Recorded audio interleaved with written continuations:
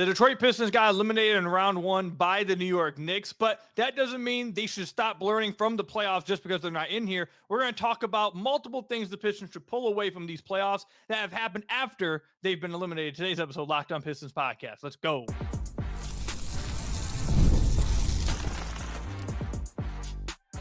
You are Locked On Pistons, your daily Detroit Pistons podcast, part of the Locked On Podcast Network, your team every day. What's the deal? Welcome back to another episode of the Locked On Pistons podcast. Per usual, I am your host, Ku Khahil. You can find me over on Twitter at Ku Khahil. I want to thank you guys for making Locked On Pistons your first listen of every single day. We are free and available on all your podcast platforms. If you haven't already, head to the YouTube channel at Locked On Pistons. Hit that subscribe button or leave us a 5-star review or whatever podcast platform you're listening to this on. That's another great way to support the podcast. And today's episode is brought to you by FanDuel. Right now, new customers can get $200 in bonus bets when your first $5 bet wins. In today's episode, the Detroit Pistons did get eliminated in round one. It's been a few weeks now, but that does not mean that there's nothing for Pistons fans, the Pistons team, to be watching these playoffs and taking away stuff to how to build moving forward or takeaways that can help them moving forward throughout their, team building process. And we're joined by a friend of the podcast, Matt Griffin. Matt, let everyone know where they can find you and some of your work. Yeah, you can just follow me on Twitter, and I'll redirect you from there. Or if you're in mid-Michigan, 100.9 The Mitt, I'm on there from time to time. So that's really it. I don't know. It's been a lot of basketball lately for me, Coop.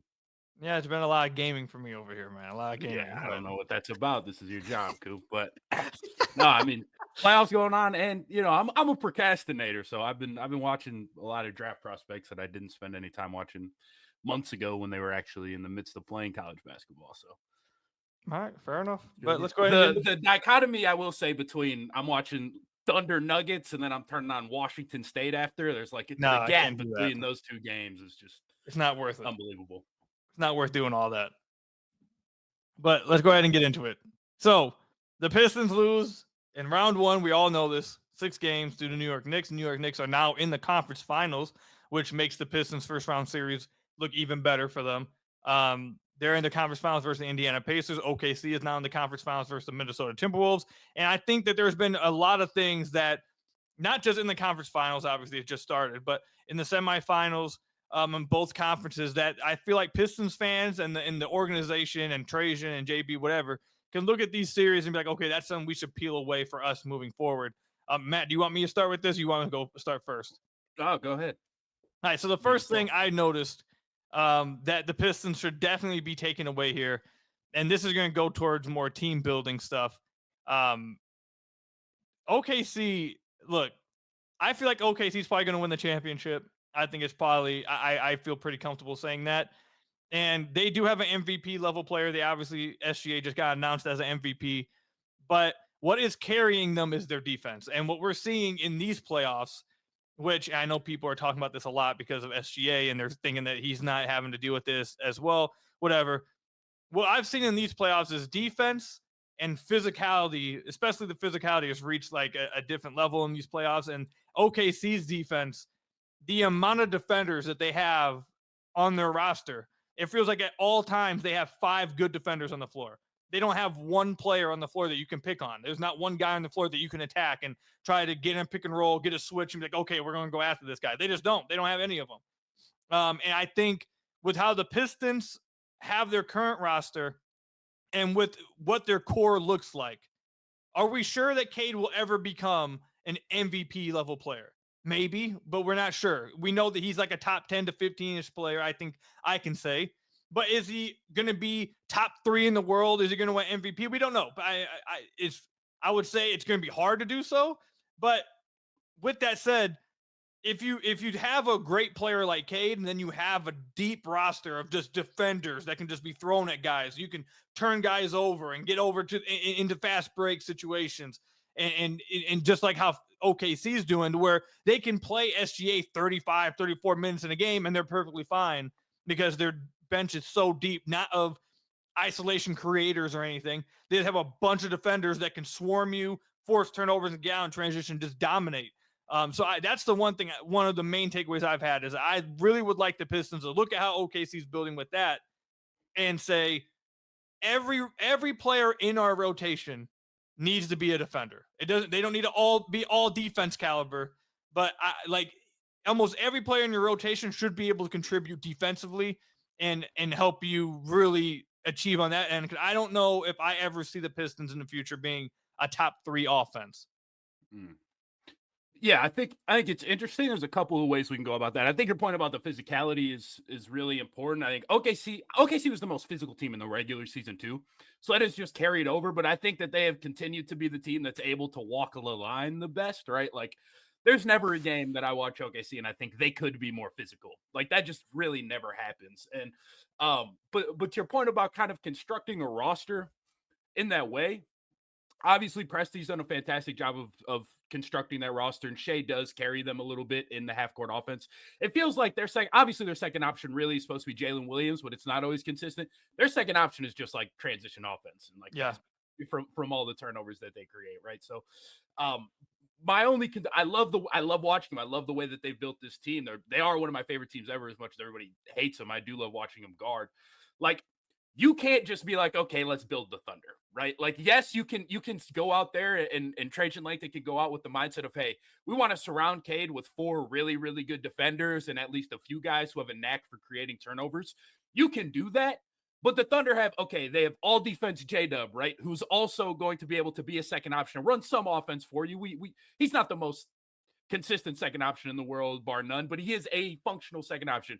You have Chet, who's all defense caliber. Okay, he can also dribble, pass, and shoot, and he's a center. So, like, just right there, you're probably not going to find 2 defenders who are that good at offense and defense. Like, that's just not really going to come walking in the door. Alex Caruso is like a level of defender that even if you go out to find somebody who's only good at defense, you probably will not find somebody. You definitely won't find somebody as good at defense as Alex Caruso. And he can he can do his job on offense. He's not a fire starter or anything like that, but he'll make some open threes. He'll make the right pass. He'll drive a closeout. Like, Lou Dort obviously is all defense. He'll probably make all defensive first team. Like, you could go out and try to create a Thunder-ish roster, but if you don't have players this good, it's not going to work.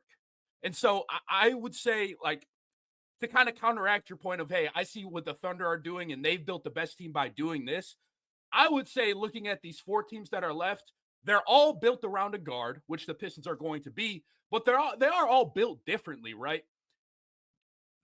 The Pacers have a team that's a little bit more offensively slanted, but they're still physical. Nembhard and Nesmith are both guys that they're like Tasmanian Devils. They're physical as hell. They want to pick you up full court. They're excited to play defense. And again, both those guys can fit in on offense, and Nembhard's been fantastic on offense, but like, that's a team that's built off of ball movement. That's a team that's built off of playing really fast. That's a team that's built off of players who can read and react and kind of play offense with the ball in their hands. So they're built completely differently from OKC. I don't think they're as talented as OKC, but here they are. They might be in the final soon. And then, the Knicks are built around a completely different type of guard from Halliburton and built completely differently, right? Like, Karl-Anthony Towns is not really a guy that's mimicked by any of these teams as far as his skill set. Anunoby, Mikal Bridges, they're built with big wings all around Jalen Brunson. They surround him with size. The Pacers surround Tyrese Halliburton. They start 3 guys that are 6'5", So I think, like, we can look at the Thunder and say, hey, this is what we want to build. I would say you should look at these teams and say, hey, we just got to get the best basketball players. Yes, we're going to need an identity. Yes, we're going to need some way to kind of win the possession battle game to game, whether that is creating turnovers, or if you're more like the Timberwolves, that's through offensive rebounding. You're going to need a way, to score and to defend and have optionality. But I don't think that it's smart to try to mimic one team and one way of doing it, because then you kind of set yourself in stone. We've got to figure out what exactly works best with the guys that are a part of our core. What players fit really well individually next to Cade, next to Asar, next to Duran, and kind of work from there, as opposed to being like, would this guy play on the Thunder? No. Okay, I don't want him.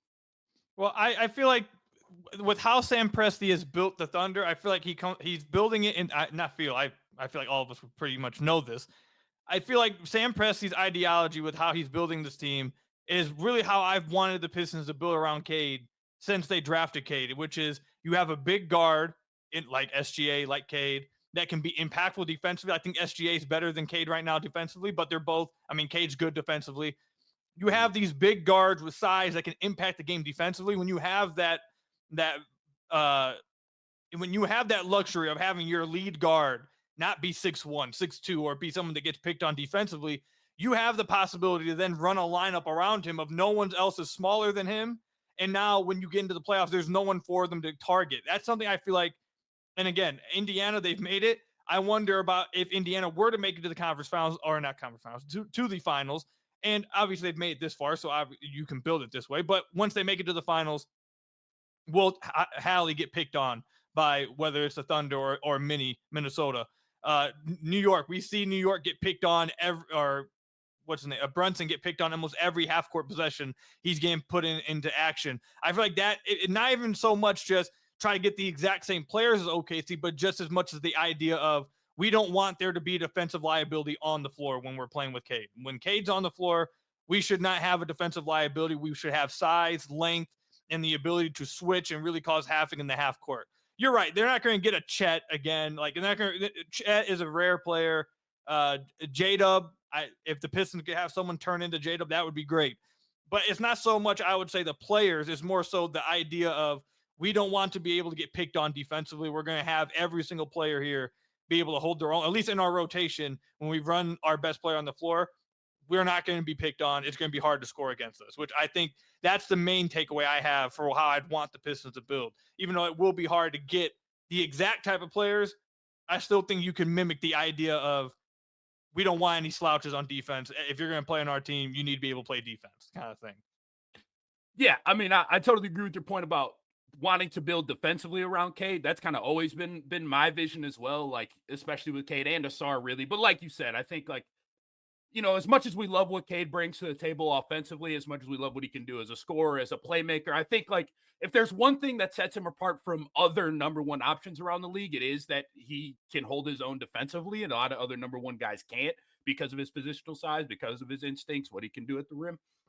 So that kind of gives you, like, all right, we've already got a little bit of a defensive infrastructure built in to our best player in a way that other teams don't. Now we can build upon this. So I agree with you there. And I agree with your general point of, like, hey, let's try, you know, of course, nobody wants anybody on the floor. Like, nobody wants to play anybody that can get picked on. Right. But to be such a stickler for it, I do wonder if it's like, hey, I mean, the Pistons already feel like this past season in the Knicks series, especially, we all wanted somebody else that could dribble. You know what I mean? So, like, you have to address needs as needs kind of come. I'm not gonna, I'm not gonna pass up on a really good offensive player just because I think, oh, like, in the depths of the playoffs, maybe, you know, this could get a little bit dicey. You've got to account for guys. You've got to work around guys the same way that when the Pistons run offense, you know, they kind of got to, like, we talked a million times about Asar, but it's like, I'm not saying that Asar is useless on offense or that he doesn't have skills on offense, but you do kind of have to cater towards him being on the floor a little bit. Like, you have to go out of your way to say, okay, let's make Asar useful on offense. And sometimes you have to do that on defense. I don't think, like, you know, you watch the way that the Knicks are able to counteract, you know, the teams putting Jalen Brunson in action all the time. One, obviously Brunson has been fighting, or, I mean, they put Cat in action all the time too, but then it's like, okay, they have different looks where they can kind of protect Cat by having Mitchell Robinson on the back line. Like, they can, you know, the Pacers can protect Halliburton a little bit, and he has size himself, so it's a little bit better. But, like, the same way that if you run into a team and you say, hey, we've got 10 guys who can guard and that's who plays for us, that's sick. But you're going to probably have to account for some of those guys on offense, and somebody else is going to have to carry that load the same way that a guy is going to have to carry a little bit extra load if you play a bad defender. So I don't know. It's hard for me to be like, we have to have, every single player has to be able to do this. And I get instilling an identity in that way. And if we do that, that's great. And, you know, I've been a big proponent of getting a bunch of guys who can guard and building defense first. But there is still a balance to strike. Like, you still need to be able to score. You can't be the Rockets. You can't do that either. So I mean, that's been maybe my biggest takeaway is, as much as it's like you need good defensive players, like, no, you need good two-way players. That's what these playoff teams have, is players who are good on both sides of the ball. Yeah, we'll talk about that. We'll dive into Matt's takeaway, needing two-way players, when we come back. Stay tuned. I do want to say real quickly, Matt. Actually, no, we'll say it when we come back. Stay tuned, everybody. Today's episode is brought to you guys by FanDuel. The NBA playoffs are in full swing, and every night delivers highlight-worthy performances, major momentum shifts, and can't-miss moments. Whether it's a game-winning shot or a breakout player, there's never been a better time to get in on the action. FanDuel makes it easy to stay in the game before tip-off and live with player props and performance trends and same-game parlays. Fans have more ways than ever to play smart and win big.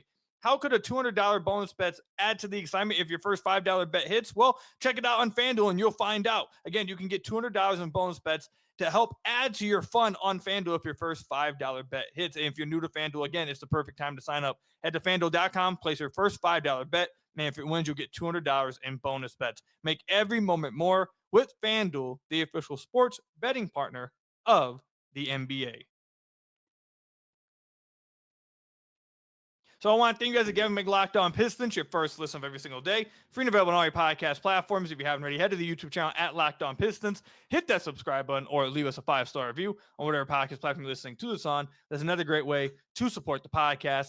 But Matt, you were about to dive into one of your takeaways from these playoffs. You mentioned the need for two-way players. So go ahead and dive into what you were going to go there with.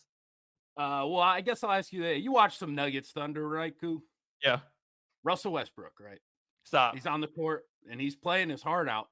We're not mad at him because of what he's doing on defense, but he makes the other team's life so much easier. How many more turnovers do the Nuggets have because you can just double from under Jokic? Like, the courts are so shrinked, the courts are so compact.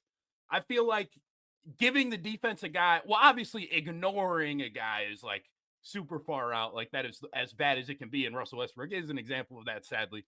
He made offensive rebounds and stuff like that. I mean, that helps. But like, these teams are just shrinking the court so much on these like super duper stars. The way that the Nuggets defended Shai and the way that the Thunder defended Jokic. Like, that series was so different from, I think, regular season basketball, just how teams play defense. I mean, there was so much zone or even just zoning one half of the court. Like, it was pretty incredible to watch and so different. And it's like, you just got to be able to like drive a closeout. You got to be able to make the defense respect you to some degree, or else, man, things can really get in a bog. Like, you can slow down Jokic because there are other offensive, like, because there are rough offensive players on the court. And I mean, they slow down Jokic sometimes, and other times Jokic was still able to deal with it. But like, I just think, like, okay, imagine if that's not Jokic. Imagine if that is just a normal, really great offensive player, right? Like, it's tough to combat that. Whereas with the Knicks, it's kind of like, okay, Brunson's job certainly isn't easy because they rely on him to create so much, but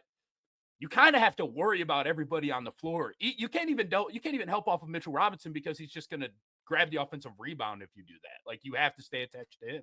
So I don't know. I think, like, again, I've said it a bunch of times, but I just think it's easy to get caught up in being like, man, look at how the Thunder guard. Like, just imagine having a defense like that. And I'm with you. Like, I couldn't imagine having a defense like that, but it works because they're also like capable on offense, Well, like, so definitely, I would just tweet this out the other day because I see a lot of the sentiment in the Pistons community right now. I've seen a lot of the just run it back. You don't need to really do anything. Just run it back and we'll be better. And I very much disagree with that. And one of the things I mentioned was the need for two-way players. The Pistons need players that can shoot threes and play defense, not shoot threes that can't play defense and can play defense but can't shoot threes. They need those guys that can do both. And when you have a guy like a Malik Beasley, like a THJ, who, if they go cold in the playoffs, now they're bringing you nothing offensively and they're getting picked on defensively. It's just a struggle.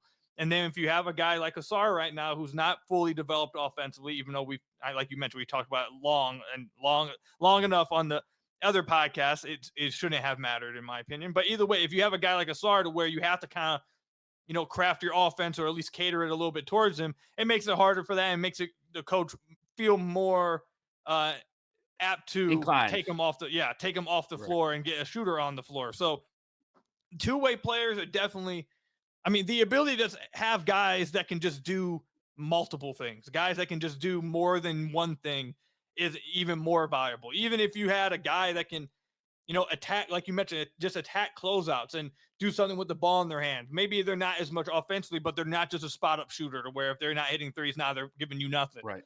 Like, you just needing guys that can do multiple things on the basketball court has been on display throughout these entire playoffs from these four main teams that are currently in the conference finals. Yeah, I think a good example of that point of just being able to make spot up threes is also not enough in the playoffs. Like, that can be schemed against as well. I always think of like Lou Dort, like kind of with this principle. Teams will just close out long on Lou Dort, make him put the ball on the floor, and then it's like, oh no, Lou Dort, now he has to make decisions, right? So I don't know, like, you do kind of have to be like a very well-rounded offensive player. I wish I remember exactly what it was. The era, like somebody called it, like not the versatility era, the positionless era, but it's just like an era of like you have to be a well-rounded basketball player that can do plenty of different things. Specialists do not play in the playoffs very much, I guess is what I'm saying. And like specialist goes further than just like I'm sure an Asar hater is going to be like, well, don't you love Asar? How do you hate specialists? I don't think like defensive specialists exist, but that's like Jared Vanderbilt to me, like somebody who really just cannot function on the other end of the floor. And I don't think Asar is that. So I still love him despite holding that opinion. The other cool thing in the playoffs, and I guess this is kind of a whole different point, is like the rotation sizes. So like a lot of times goes like 11 deep. They can go 11 deep, and then other teams are going like 6. Yeah, I think that's the Denver series is one because I mean those guys were bruised and battered by the end of it, and Mike MPJ's got half a shoulder hanging off, but like in this upcoming Indiana series, Indiana's going to play 10 guys. They play 10 guys. Thibodeau loses another hair every time he has to send a Chua to the scores table because Towns just picked up a third, So like there's just again, it's just a contrast of styles in the playoffs. I think the playoffs are very styles make fights to an extent. And so having as much optionality as we've been talking about ends up being even more important than it is in the regular season. And like, I don't know that having the strongest strength is very, very important. The Pacers' strongest strength, like I think if you look back in the season, you think about what our team like OKC's defense, Minnesota's defense, Indiana's offense, right? Like as far as just like the best units, and I think that has proven to be true. But like none of these teams are kind of single faceted. None of these teams do the same thing over and over again. They're all very. Are we sure? Are we sure Minnesota isn't that? How do you mean? I feel like, not to go too far off into a different team, this is Locked On Pistons, but I feel like Minnesota lacks more of that than the other 3 teams in the current optionality. Yeah, I think so. The reason that I would disagree with that is how well Julius Randle's been playing, and like he is just such a different look than Anthony Edwards is. Like those guys. I mean, like he's been a fantastic compliment. I don't even know if he's been the compliment. He's been better than Edwards has been throughout the playoffs thus far. Really, like. So you have like 2 guys who can kind of go get you one in a sense. And yeah, I agree. Like their role players do not bring you quite as much juice as some of the other teams, but Naz Reid is still another option to create some offense. He's not, perfect in any sense, but again, another option, a different look. You don't guard Julius Randle with the same guy you guard Anthony Edwards with, and you don't guard either of those guys with the same guy you might put on Naz Reid, And then you also have, again, like they win the possession battle through the glass as opposed to turnovers. Like, I don't know. They are different from the other team. All these teams are different in a sense, but I don't think that their optionality has been quite as bad as you're acting like. I think it's better than the Timberwolves optionality was a year ago because at least now, one, Randall, I think is just a better creator than Towns was. And also, I mean, it helps to have DiVincenzo come off the bench. So that feels like they're a little bit deeper. So let me ask you this, and can I have one more takeaway? We'll get into the final segment, but I want to ask you this.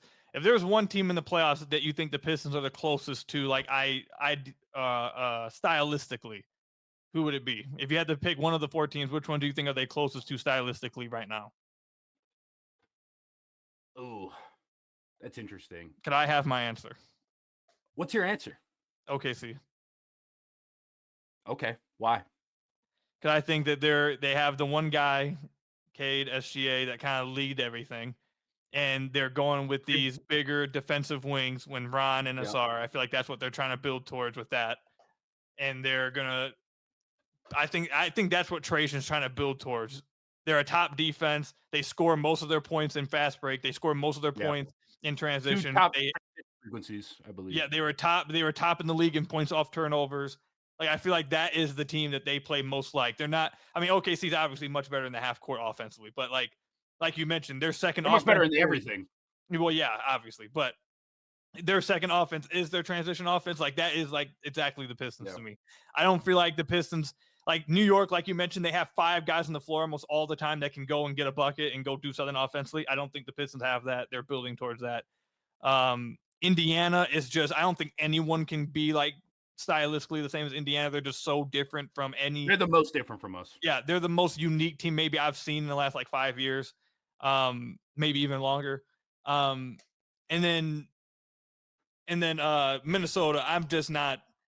I just don't like Minnesota. I'm not gonna lie to you. You don't like Minnesota. I mean, we don't have any of the types of players that Minnesota has. We don't have a guy that's similar to Gobert or Randall or Edwards, really. Like, So I feel like completely different team. I feel like OKC is the closest team stylistically to what the and Pistons OKC runs offense through their bigs quite a bit. Like they run a lot of handoffs with and things like that. They have a guy. A lot of times, I know you'll know about this. A lot of times they put Hardenstein in the pick and roll, and they have Chet cutting down the side, down the baseline. And now you got either a floater or a lob to Chet, and we were seeing that a ton. I thought in Game 1 of this past game, and even Game 7 against the Nuggets, is that they were a lot of that stuff we saw with Duren and Asar. They were doing that with Chet and Hardenstein. So I feel like OKC again. They're the best team. It's hard to mimic them and do exactly what they're doing, but I do feel like stylistically, that's who the Pistons are closest to.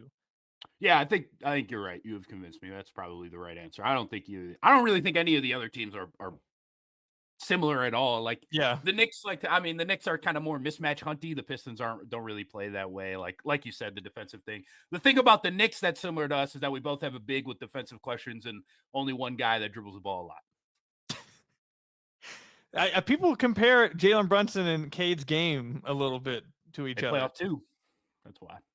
Fair enough. They're good at playing off 2 feet, I guess. But yeah, I mean, fair enough. Cade's 6'6" and Brunson's 6 feet tall. So there's not a ton. Oh my God. What? So this is not basketball related, but I just got a notification. Jim Irsay just passed away. The Colts owner. He did. Yeah. I don't have a ton to say about that. That's out of nowhere. What? That's sad. Pray for his family, but that's crazy. I looked down at my phone. I was like, "What the?" All right, okay. I know that was random. My fault. It was random, but I like Jim Irsay's really popular. I looked down at my phone. I'm like, bro, what? How? What happened? He is. I don't know. Second biggest name owner in football, probably. Yeah, I'm gonna have to read about that after see what happened. All right, final segment. I do have Richardson bounce back here. Huh? Anthony Richardson bounce back here. I hope so. I'm keeping hope alive. I'm not drafting him in fantasy though. I'm not that. I won't screw myself again. Dude. But I screwed myself last year doing it. Anyways, final segment. We'll come back. I have one more takeaway from these playoffs that I think will be big for the Pistons. Stay tuned. Coming up.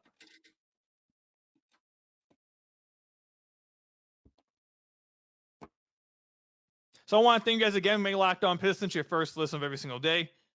Free and available on all your podcast platforms. Hit that subscribe button to the YouTube channel. Leave us a 5-star review, whatever podcast platform you're listening to this on. It's another great way to support the podcast. All right, Matt, so let's go ahead and get into this. My final takeaway, and it's probably the same takeaway. I'm sure you have this takeaway as well. I feel like this is the takeaway amongst all the community, but you want to talk about parity being in the league. Parity is here. The parity is at its absolute peak like it's never been before. The last 7 NBA champions are all going to be different. The last 5, right? Last 5 hadn't won the championship in Toronto had never won. Milwaukee hadn't won since the 50s or 60s or whatever. 70s, whatever. Denver was kind of like the same thing. And then this year it's going to either be OKC, who's never, well, obviously in Seattle. Last year, Boston, who had won in 08. Well, yeah, Boston. Fair enough. But outside of Boston, then you got New York, who obviously hasn't done it in decades. You got Minnesota, who have they even won? I don't think they've ever even won a championship. No, they've never won a championship. Same thing with Indiana. So it's parity is at its peak. I think this is the time for a team that builds like the Pistons have usually built to win. Like a team like if there was ever a time for a team like the 04 team to reemerge and just win as a team, this is the era it will happen in. I didn't think it would happen 5 years ago, but now this is the era where you can just win without a big 3 or even a big 2. You just win with a star guy and a great team around him. This is the era where that can happen. And that, I think, improves the chances, obviously, of the Pistons being able to build a championship contender. Yeah, a lot of people have coined it like there's been a lot of studies done over the past couple of years. It's the weak link era. Like this is the time of basketball right now. For the first time, basketball has become more like, I guess, like soccer is the original or more comparison weak link sport, where your worst player is like as important as your best player. because your worst player is the one who's getting hunted on every possession. Your worst player is the guy who's going to be left open for three. Like, your worst player is probably going to have to win you a game or two in the playoffs. So worst player of your five, obviously, I mean. So, like, yeah, it does feel like as teams commit more to stopping the number one guy. I mean, the Nuggets went to zone, right, for an entire series. The Thunder sell out to stop Jokic, and it works. Like, neither of those teams could score because the guys that they felt comfortable with leaving open didn't produce. And Jokic and Shai, I mean, yeah, they didn't have their numbers ended up looking pretty good by the end of it, but they both had stinkers throughout the series, you know, relative to what we expect of them.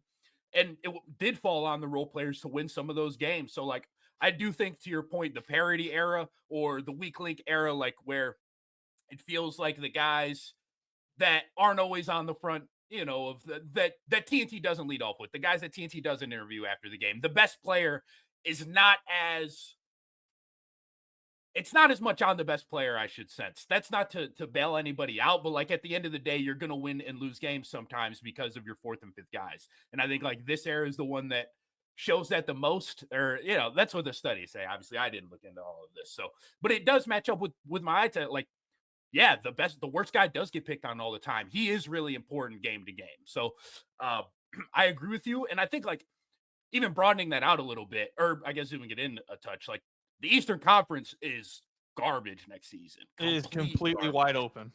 And, like, who knows where it'll be the season after that? We don't know what Tatum's going to look like when he comes back from injury. Boston has to get under the second apron. Who knows what their team looks like 2 years from now? Obviously, Giannis in Milwaukee, that thing is crumbling, whether he's there or he's not. That team isn't very good. We don't think Indiana or New York is unbeatable, obviously, despite them being good teams. So I'm with you. Like, it does feel like a time for the Pistons to get aggressive, and also a time to be, like, excited as a Pistons fan, because it's never been easier to at least be in the mix than it feels right now. Yeah, and the point that you were bringing up, I really want to dive into about it being more about the other players than your star. And the Denver series, the Denver OKC series, I thought highlighted this more than any other series I maybe have ever watched in my life. Like, people are going to walk away from that series, look at the stats, and say these guys, like you mentioned, at the end, it kind of evened out a little bit to where they look fine. But throughout the series, I was seeing people say, oh, well, SGA is not having a great series, or Jokic isn't having a great series. I'm sitting there thinking to myself, that's not my takeaway. My takeaway is Denver's doing a good job on SGA. Yes. Thunder are doing a good job on Jokic. That's my what it felt. takeaway is they're selling out to completely stop that one guy and dare anyone else to beat them. The same thing, Thunder doing the same thing to Jokic. Like, it wasn't Alex Caruso just guarding him. It was Alex Caruso fronting him, and then three guards swarming from behind, getting ready. As soon as they lob the pass, he's getting quadruple teamed. SGA, as soon as he puts one dribble down, he gets three guys collapsing on his drive. Like, both these teams were like, your best player is not going to beat us. Someone else on your team will have to beat us. And the reason why, obviously, OKC came out on the top there, because they have a deeper roster, a deeper team of not necessarily superstars or a big two or a big three. They just have multiple guys on the floor that can come through in a given moment in a multitude of different ways. I think that's going to be eventually. But even I was going to say, I thought that was going to be the Knicks' downfall, but they have five guys on the floor. It may not be deep, but they have five guys on the floor at all times that you can't just sell out on Brunson.